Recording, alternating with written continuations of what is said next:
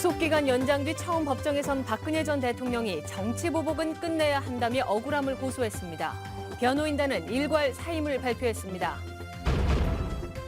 박 전 대통령 재판 진행에 차질이 생기면서 1심 선고가 미뤄질 가능성이 높아졌습니다. 정치권에서는 박 전 대통령이 사실상 정치투쟁을 선언한 것이라는 해석도 나왔습니다. 미군 핵추진 항공모함이 참여한 한미연합 해상훈련이 시작된 가운데 미군의 핵심 전략 무기들이 한반도에 총집결했습니다. 우리 군도 북한의 장사정포 위협에 대비한 새로운 무기 체계를 개발 중이라고 밝혔습니다. 삼성전자가 자사TV와 LG전자의 TV를 비교한 인터넷 동영상을 올리자 LG전자가 상도위에 어긋난다며 발끈하고 나섰습니다. 가전시장 최강자를 노리는 업계 신경전이 가열되고 있습니다.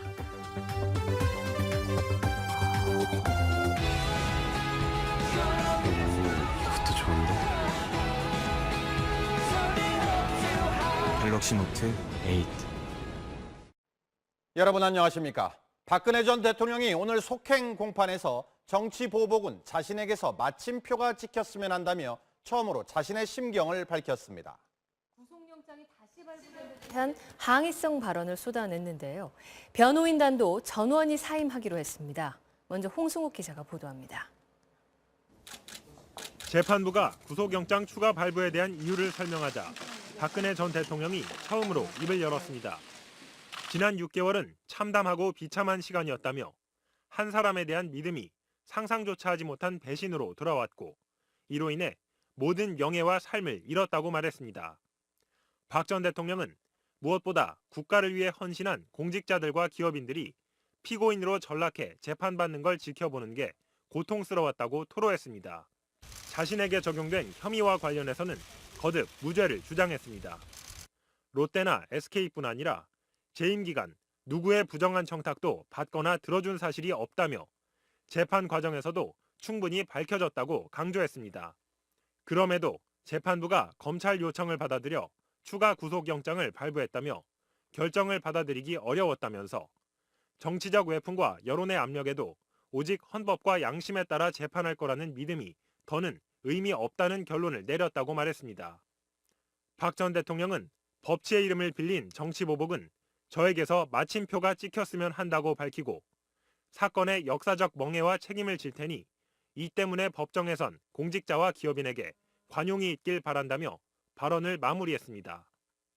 이런 가운데 유영하 변호사를 비롯한 박 전 대통령 변호인단 7명은 구속기간 연장에 항의해 전원 사임하기로 했다고 밝혔습니다. MBC 뉴스 홍승욱입니다. 네, 이렇게 박 전 대통령의 변호인단이 사임을 표명하면서 남은 재판 일정은 차질이 불가피해졌습니다. 국선 변호인 지정에다 골석 재판 가능성까지 거론되는 가운데 일각에선 연내 선고가 어려울 것이란 전망도 나오고 있습니다. 보도에 김태윤 기자입니다.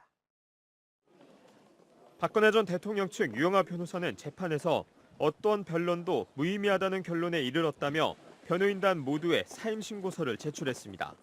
이에 대해 재판부는 영장 재발부가 유죄를 예단한 것은 아니라며 변호인이 전부 사퇴하면 공판 자체를 진행할 수 없으니 사임 여부를 재고해달라고 요청했습니다.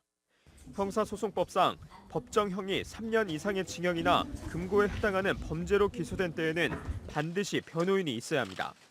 사선 변호인을 선임하지 않으면 법원은 직권으로 국선 변호인을 선정해야 합니다. 뇌물수수 등 18개 혐의가 적용된 박 전 대통령 사건 역시 이 경우에 해당합니다. 당장 새 변호인이 선정되더라도 재판 차질은 불가피한 상황입니다. 10만 쪽이 넘는 방대한 수사 기록과 재판 진행 상황 검토를 위해서는 심리가 상당 기간 지연될 수밖에 없기 때문입니다. 여기에 국선 변호사 선임 이후 박 전 대통령이 변론에 협조할 가능성도 낮은 만큼 실질적 변호의 어려움도 예상됩니다. 법조계 일각에서는 박 전 대통령이 법정에 나오기를 거부하면 피고인이 없이 진행되는 벌석 재판이 될 가능성도 제기됩니다. 또 심리가 당초 예상보다 길어져 연내 선고가 어려워질 수 있다는 분석도 나옵니다. 다만 신속한 재판을 위해 검찰이 중복된 증인 철회 등 시간을 단축할 경우 재판 장기화를 최소한으로 막을 수 있다는 의견도 있습니다. MBC 뉴스 김태윤입니다. 박 전 대통령의 오늘 법정 발언은 정치권에도 파장을 불러왔습니다. 재판을 포기하고 정치 투쟁을 선언한 것이란 해석도 나왔는데 최근에 보수 통합 움직임에도 적지 않은 영향을 줄 것으로 보입니다. 조영익 기자의 보도입니다. 박근혜 전 대통령의 법정 발언이 전해진 법무부 국감장에선 설전이 벌어졌습니다. 이 발언 내용 상권 분립에 대한 정면 도전 아닙니까? 그야말로 정치적 압력이라고밖에 볼 수 없다고 생각합니다. 편법으로 꼼수로 구속기간을 연장해놨는데 그럼 피고인이 그 정도 말도 못해요? 재판을 거부하겠다고 했습니까? 뭘 했습니까? 정말 해도 너무한다. 이런 가운데 박 전 대통령이 사실상 재판을 포기하고 본격적인 옥중 정치 행보에 나선 것이라는 분석이 나왔습니다. 정치 보복을 직접 언급한 것은 흩어진 과거 보수 지지층을 다시 결집해 입지를 구축하겠다는 메시지라는 겁니다. 구속연장 결정에 따라 이번 주 중에 박 전 대통령 출당 조치를 논의하려던 한국당의 고민이 깊어질 수 있는 대목입니다. 보수 지지층의 동정론이 강하게 할 경우 강제 출당까지 해야 하느냐는 명분이 흔들릴 수밖에 없습니다. 이른바 박근혜 지우기를 고리로 한 한국당과 바른정당 통합파의 보수 통합 움직임에도 변화가 예상됩니다. 바른정당 통합파가 탈당 후 한국당 합류 등 정치적 결단을 국감 이후로 밀어놓기는 했지만 다음 달 13일 바른정당 전당대회 전까지는 결론을 내리기로 한 상황에서 변수가 될 수 있습니다. 반대로 이른바 정치보복 저지를 위해 보수 세력이 결집해야 한다는 동력으로 작용할 가능성도 배제할 수는 없습니다. 한국당 내 친박계는 박 전 대통령 발언에 정치적인 고려는 없다고 본다는 신중한 입장을 밝혔습니다. MBC 뉴스 조영익입니다. 여야가 박근혜 정부 세월호 의혹, 노무현 전 대통령 뇌물수수 의혹 등 전직 대통령 의혹 파헤치기에 연일 골몰하고 있습니다. 국가정보원 정치 개입 의혹과 관련해 이명박 전 대통령에 대한 수사 가능성도 제기됐습니다. 현재근 기자입니다. 국감에서 박상기 법무부 장관이 이른바 국정원 댓글 의혹에 이명박 전 대통령의 혐의가 확인되면 수사 대상에서 제외하지 않겠다고 밝혔습니다. 정치 보복이란 비판도 미리 차단했습니다. 혐의가 확인되어 간다면, 증거가 나온다면은 수사 대상이 될 수 있습니까? 수사 대상에서 제외되지 않을 것입니다. 정치 보복이 아니라 드러난 팩트에 대한 자유한국당은 정식 고발한 노무현 전 대통령 측에 640만 달러 수수 의혹 재수사를 압박했습니다. 노정현 씨 명의로 미국 뉴저지에 있는 220만 불의 그 고급 주택을 구입하는 과정에 10,000원짜리 13억을 현금 7박스로 이른바 논두렁식에도 다시 등장했습니다. 1억씩 되는 거가 2개씩 박연차 회장이 권양숙 여사한테 줬다는 거 아닙니까? 그거를 갖다가 논두렁에다 버렸다는. 더불어민주당은 박근혜 정부 세월호 보고 조작을 부각시켜 2기 세월호 특별조사위 발족을 통한 전면 재조사에 힘을 실었습니다. 제 정당이 함께하는 초당적 협력을 위한 회의를 모든 정당에게 정식으로 제안드립니다. 국민의당은 전 대통령과 전 대통령, 전 대통령까지 수사하자는 양당의 공방을 싸잡아 비난했습니다. 누가 더 과거를 깊이 파헤치는가 경쟁하듯 과거사 전쟁에 올인하고 있습니다. MBC 뉴스 현재입니다. 핵 추진 항공모함 로널드 레이건 호가 투입된 한미연합 해상훈련이 오늘 시작됐습니다. 또 미국이 억만금을 줘도 팔지 않는다는 현존 최강의 스텔스 전투기 F-22 랩터도 공중기동에 참여해 그 위력을 과시했습니다. 정성기 기자입니다. 굉음을 내며 엔진을 예열시키더니 이내 활주로를 박차고 이륙합니다. 이어진 수직 상승. 360도 회전하고 고속으로 적진에 침투하는 기동까지 선보입니다. 마하 2.2의 속도까지 내는 데다 스텔스 기능까지 갖춰 세계 최강의 전투기로 평가받는 미 공군의 F-22 랩터입니다. 북한의 추가 도발 위협을 억제하기 위해 한반도 순환 배치까지 거론되는 F-22가 방산 전시회 참가차 한국에 들어왔습니다. The F-22 Raptor is the United States Air Force's premier combat fighter. It's primarily an air-to-air fighter. However, it's got a air-to-ground role as well. 우리 공군이 도입할 차세대 전투기인 F-35A도 국내에 처음 공개됐습니다. The F-35A is the newest fifth generation fighter. So in terms of survivability in a robust threat environment, and lethality, it's the best. 제공권을 앞세운 전략 무기와 더불어 바다에선 한미연합군이 핵추진 항공모함 로널드 레이건호를 필두로 동해와 서해에서 북한을 압박하는 고강도 연합훈련에 돌입했습니다. 항모 강습단 훈련과 연합 대특수전부대 작전 훈련을 실시하면서 이번 훈련은 또한 NLL 이남 해역에서 실시합니다.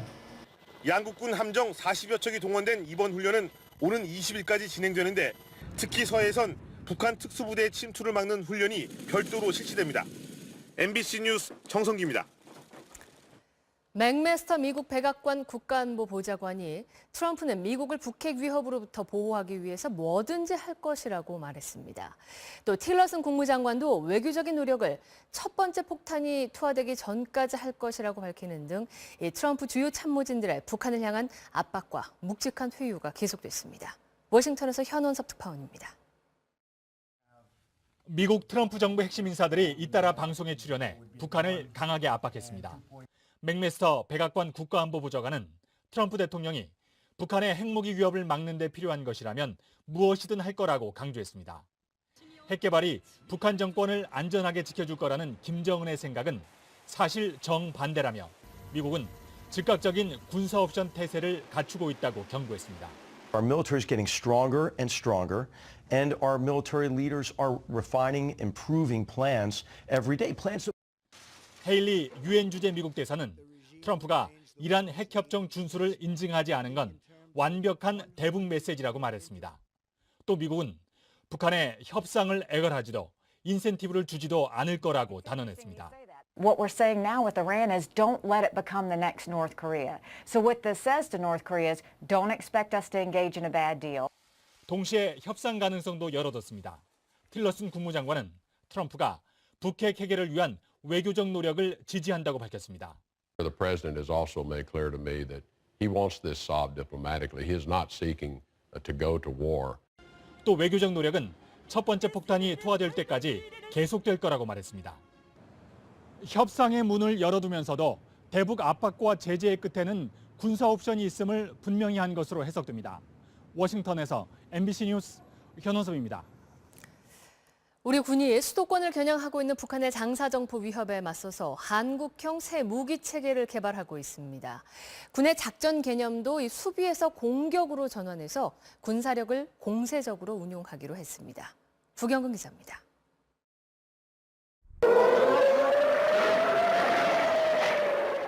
가자지구에서 하마스 무장단체가 로켓을 발사하자 이스라엘의 하층 미사일 방어체계 아이언돔이 요격하는 모습입니다.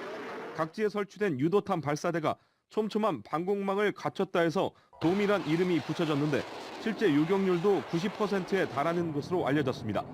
합동참모본부는 국회 국정감사에서 수도권과 군 핵심 시설을 노리는 북한의 장사정포에 맞서 아이언돔과 같은 요격 무기 체계를 개발 중이라고 보고했습니다.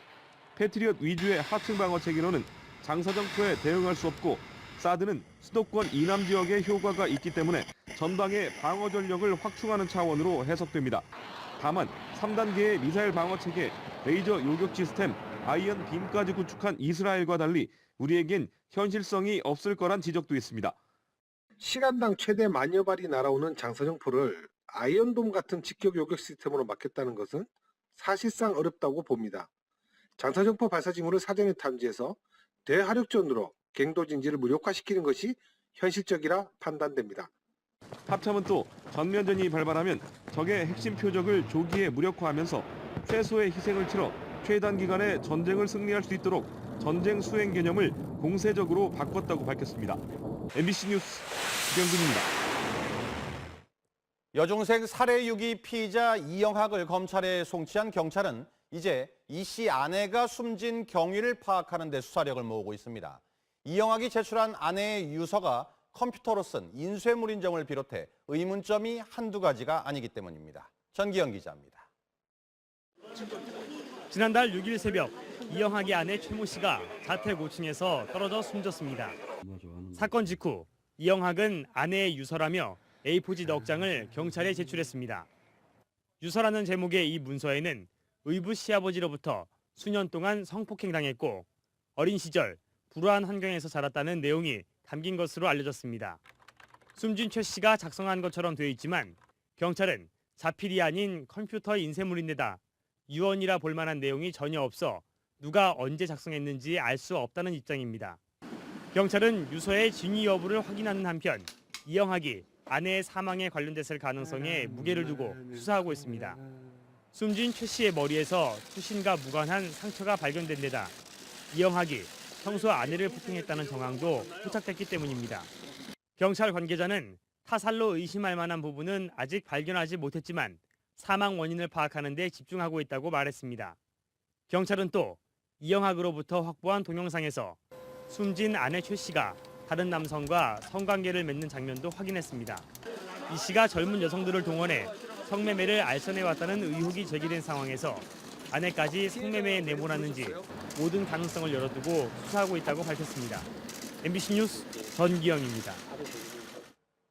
이번 주 금요일 신고리 5, 6호기 공사에 대한 공론화의 결과 발표가 예정된 가운데 오늘 원자력 안전위 등에 대한 국정감사에선 이 정부의 탈원전 정책에 대한 공방이 최고조로 치달았습니다. 정부 여당은 신고리 5, 6호기와 관계없이 탈원전 정책은 계속 추진한다는 입장을 다시 확인했습니다. 육덕수 기자입니다. 국감장 노트북에 졸속 탈원전 중단 피켓을 붙이고 나온 자유한국당 의원들은 탈원전의 중대 분수령이 될 신고리 5, 6호기 공사 여부 결정에 집중적으로 문제를 제기했습니다. 에너지 100년 대계를 3개월 동안의 공론화 과정을 통해 비전문가들로 구성된 배심원단이 결정한다는 것은 말 그대로 졸속 행정의 극치로서 국민의당도 아마추어 정권이라고 몰아붙이며 비판에 가세했습니다. 공약으로 얘기했다는 이유 하나만으로 법적 개정 절차에 대한 내용도 하나도 안 들어갔지. 전력 수급 계획에 대한 부분도 검토가 안 된 부분에서 그냥 마구잡이로 밀어붙이는 거 아니겠습니까? 이거야말로 지금 아마추어 정권이 하고 있는. 여당은 탈원전이 장기간 단계적으로 진행될 것이라며 우려 불식에 나섰습니다. 임기 내에 모든 것을 다 완료하자 이런 것이 아니라는 것은 우리 국민 다 알고 있지 않습니까? 일방적으로 정치 공세를 이렇게 몰아가는 것 또한 마땅치 않다. 과거 대형 원전 사고까지 거론해 압박성 여론전도 펼쳤습니다. 체르노빌 사건이 있고 후쿠시마 사건이 있을 거고 원자력 중심의 에너지 정책으로 가면은 인류가 망한다. 이런 인식이 보편적인 인식입니다. 그러나 청와대에 이어 여당도 탈원전 정책이 흔들림 없이 추진될 것임을 분명히 했습니다. 신고리 5, 6호기 문제와 탈원전 정책은 분리돼서 봐야 될 것이라고 생각을 합니다. 앞으로 신규 원전을 건설하지 않는다는 것입니다. 신고리 5, 6호기가 승인되지 않으면 2079년, 승인되면 2082년으로 원전 제로의 시점이 바뀔 뿐이라고 강조했습니다. MBC 뉴스 육덕수입니다. 신고리 원전 공론화위원회 시민참여단 활동은 어제 4차 설문조사를 마지막으로 끝났습니다. 그런데 어제 조사에선 유보 입장을 빼고 건설 중단과 재개 중 하나를 선택해달라는 문항이 추가돼 관심을 끌고 있는데요. 어떤 의미인지 류병수 기자가 취재했습니다. 신고리 원전 공론화위 시민참여단 활동 전에 일반 여론은 공사 중단과 재개 모두 40% 안팎의 우열을 가리기 힘든 상황이었습니다. 어제 시민참여단을 대상으로 한 마지막 4차 설문조사에서는 새로운 문항이 추가됐습니다. 최종적으로 하나를 선택해야 한다면 건설 중단과 건설 재개 중 어느 쪽인지 양자택일을 요청했습니다. 모른다거나 판단하기 어렵다는 유보 입장을 드러낸 추가 질문인데 여론조사 결과가 박빙으로 나왔을 때를 대비한 고육지책인 셈입니다. 공론화위 측은 오차 범위 내라도 최대한 결론을 내기 위한 방안 중 하나라고 밝혔습니다. 이를 두고 학계 일각에서는 수기 과정을 통해 여론의 변화를 살피는 공론화의 본 취지와는 거리가 있다는 지적이 나왔습니다. 특히 유보 의견 자체를 의도적으로 걷어내고 결론 도출에만 급급할 경우 찬반 측 모두 순순히 승복하겠냐는 겁니다. 공론화에서 가장 중요한 유보층입니다. 아주 찬성하거나 반대는 거의 마음을 바꾸지 않거든요. 그런 기회 없이 이제 찬성과 반대 양단 간의 결정을 하라고 하는 굉장히 무리인 것 같습니다. 공론화위는 내일부터 비공개 합숙 토의를 통해 4차례 조사 결과를 면밀히 분석한 뒤 오는 20일 오전 8시에 마지막 회의를 열어 권고안을 결정할 예정입니다. 정부는 이를 근거로 24일 국무회의에서 신고리 5, 6호기 건설 중단 여부를 최종 결정할 예정입니다. MBC 뉴스 유병수입니다. 우리나라 실업률 수치가 경제협력개발기구 OECD 회원국 가운데 전달 대비 가장 큰 폭으로 늘어난 것으로 나타났습니다. 지난 8월 기준 한국의 실업률은 전달보다 0.2%포인트 높아진 3.8%로 같은 기간 실업률을 집계한 OECD 25개국 중에서 오스트리아와 함께 상승폭이 가장 컸습니다. 세계 시장에서도 라이벌인 삼성전자와 LG전자 치열한 경쟁을 하고 있는데요.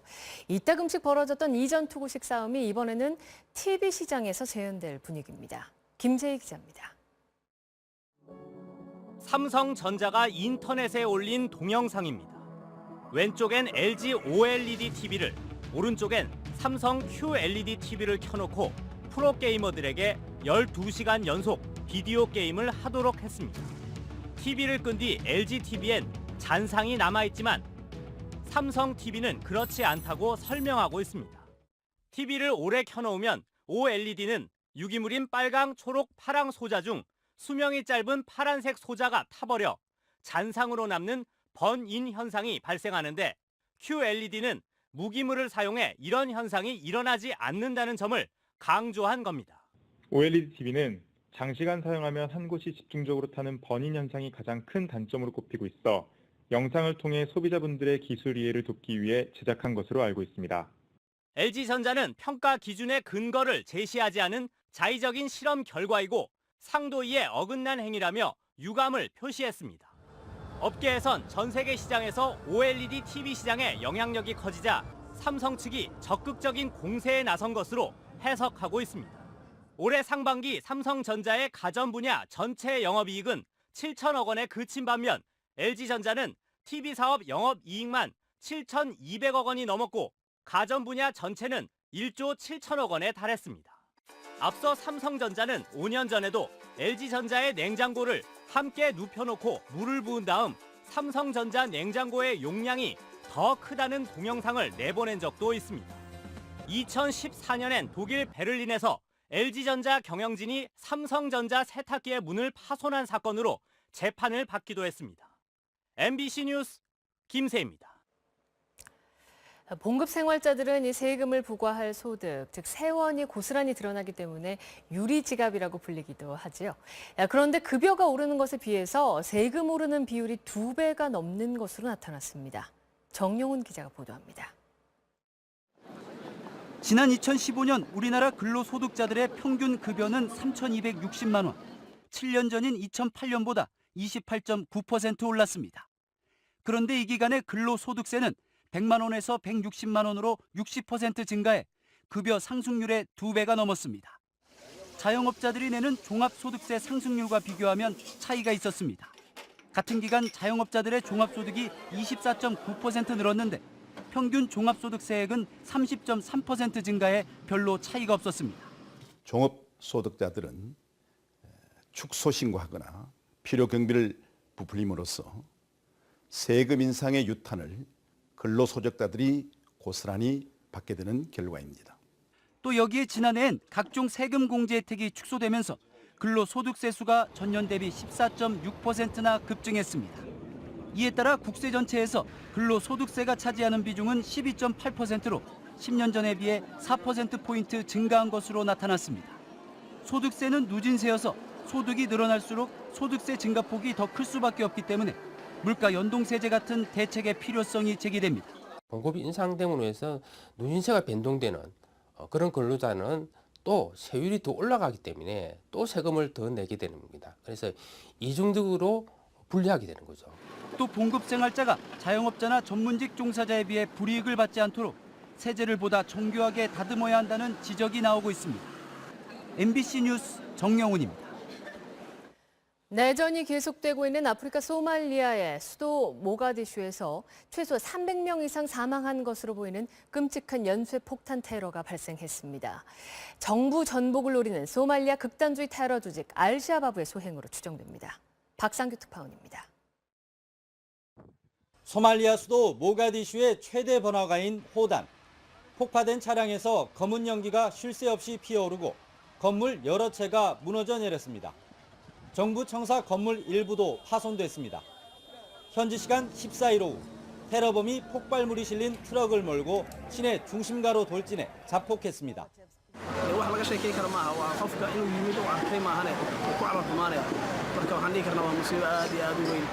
2시간 뒤 모가디슈 메디나 지역에서도 폭탄 테러가 이어졌습니다. 소말리아 정부는 현재까지 276명이 숨지고 300여 명이 다쳤다고 밝혔지만 사망자는 더 늘어날 것으로 보입니다. 모하메드 소말리아 대통령은 국가적 참사가 벌어졌다며 사흘간을 국가 애도의 날로 선포했습니다. waxaan shacabka Soomaaliyeed ugu baaqayaa inay u midoobaan cadowga banaystay dhiigooda iyo maalkooda. 소말리아 정부는 이슬람 극단주의 무장단체 알샤바브의 소행이라고 주장했습니다. 앞서 알샤바브는 소말리아 정부와 트럼프 미국 대통령이 미군의 소말리아 내전 개입을 시사한 뒤 강력한 테러를 예고했습니다. 런던에서 MBC 뉴스 박상규입니다. 회사 돈을 빼돌려 자택 인테리어 공사비로 쓴 혐의를 받고 있는 조양호 한진그룹 회장에 대해 경찰이 구속영장을 신청했습니다. 조 회장은 2013년 5월부터 8달 동안 서울 평창동 자택에 인테리어 공사를 하면서 공사비 70억 원 중 30억 원을 회사 호텔 공사비로 떠넘긴 혐의를 받고 있습니다. 월요일 밤 스포츠 뉴스입니다. 프로야구 준 플레이오프를 통과한 NC가 내일부터 정규 시즌 2위 두산과 한국 시리즈 티켓을 다렸는데요. 오늘 양팀 선수단이 출사표를 던지며 선전을 다짐했습니다. 민준영 기자입니다. 두산은 최근 2년간 포스트 시즌에서 NC의 강한 모습을 보였습니다. 2015년 플레이오프에선 3승 2패로 앞서 한국 시리즈에 진출했고 지난해엔 마지막 관문에서 만나 4전 전승으로 한국 시리즈 2년 연속 우승에 성공했습니다. 올해로 3년 연속 NC와 가을 야구에서 맞붙게 된 두산은 거침없는 입당으로 승리를 자신했습니다. 모든 선수들이 NC가 올라오길 바라고 있더라고요. 그래서 팀적으로 봤을 때는 NC가 올라온 게 매번 가을 야구에서 두산에 가로막힌 NC는 서력을 다짐했습니다. 이번만큼은 마지막에 웃을 수 있도록 좋은 경기 보여드리겠습니다. 선후배 사이인 양팀 감독들의 지략 대결도 주목되는 가운데 두산 김태형 감독은 유쾌한 농담으로 경기의 선수를 지목했고 은퇴한다고 했는데 계속 하네요, 야구를. 그래서 좀 굉장히 경계해야 할 선수입니다. 김경문 감독은 2위의 서름을 토로하며 각오를 밝혀 눈길을 끌었습니다. 가스마리는 남들은 잘 모를 거고요. 올해는 좀 더 파트너로서 좋은 경기를 보여드리겠습니다. NC는 두산의 1차전 선발인 니포트 공략이 시리즈 승패를 좌우할 것으로 보입니다.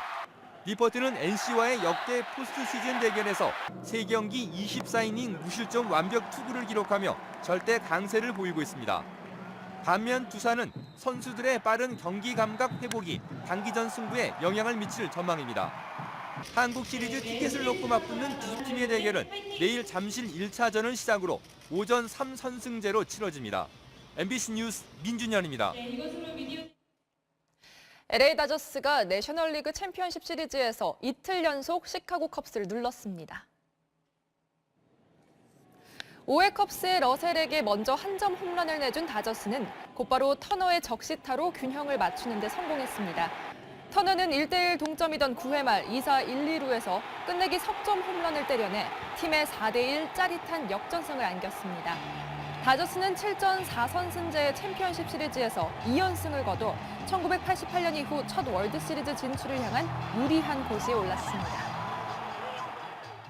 카타르 프로축구에서 웃기면서도 슬픈 골 장면이 나왔는데요. 상대팀 선수가 가슴으로 공을 떨어뜨려 주자 정확하게 자신의 팀 골망을 흔들었습니다.